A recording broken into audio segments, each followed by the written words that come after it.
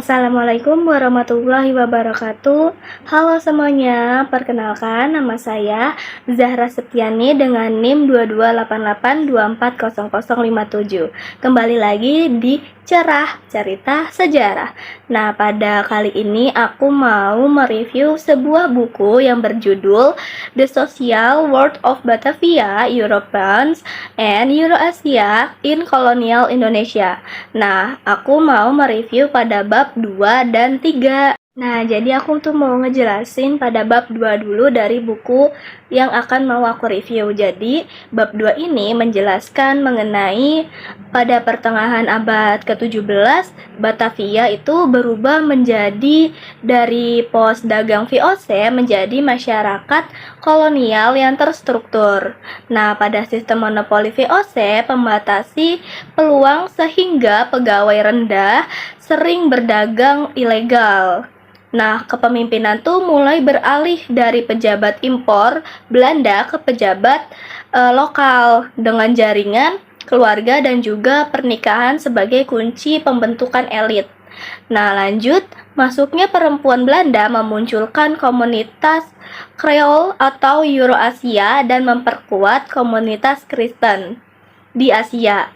Nah, Magicers atau Indo-Portugis menjadi lapisan tengah dengan hak istimewa. Nah, setelah tadi aku menjelaskan mengenai bab 2, yuk kita lanjut, kita bahas bab 3.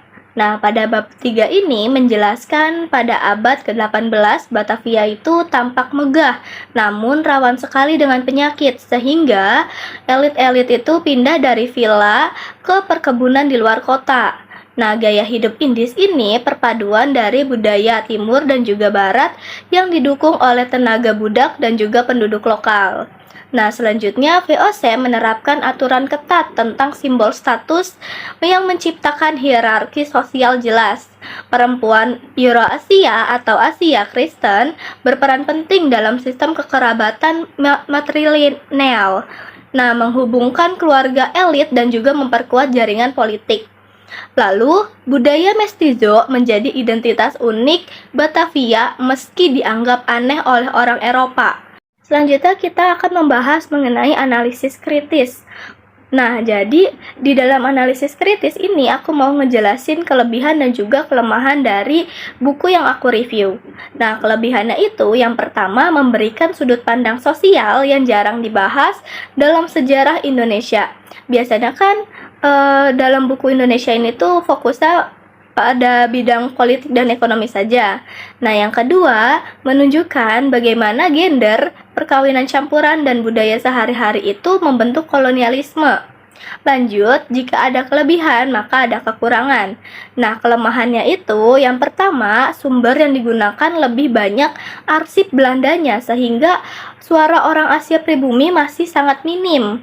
Lalu, yang kedua yaitu perempuan Asia atau Eurasia hanya terlihat sebagai penghubung elit yang terlihat sebagai subjektif saja. Pribadi ini, menurut saya pribadi, membaca pada bab 2 dan juga bab 3 terasa seperti melihat cikal bakal Jakarta.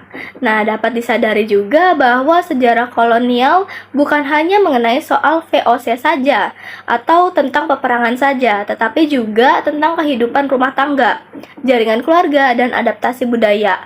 Faktanya bahwa sistem kekerabatan matrilineal dan budaya campuran itu menjadi fondasi masyarakat kolonial untuk membuat berpikir ulang mengenai stereotip Belanda dengan pribumi.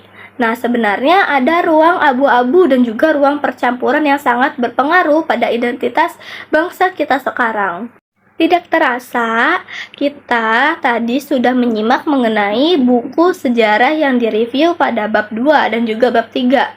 Karena sudah di penghujung acara, aku mau menutup video ini dengan beberapa kata. Jadi, kesimpulannya pada video kali ini yaitu bab 2 dan bab 3 memperlihatkan transformasi Batavia dari pos dagang menjadi masyarakat kolonial dengan struktur sosial kompleks dan budaya campuran Asia Eropa. Jadi, jejak percampuran itu masih terasa hingga kini dalam arsitektur, bahasa, dan kebiasaan di kota-kota Indonesia.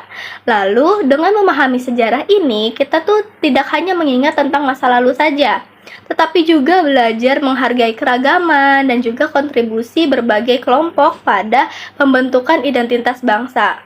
Nah, mari kita jadikan sejarah bukan sekedar catatan masa lalu saja, tetapi sebagai sumber refleksi untuk membangun masa depan yang lebih inklusif dan saling menghargai.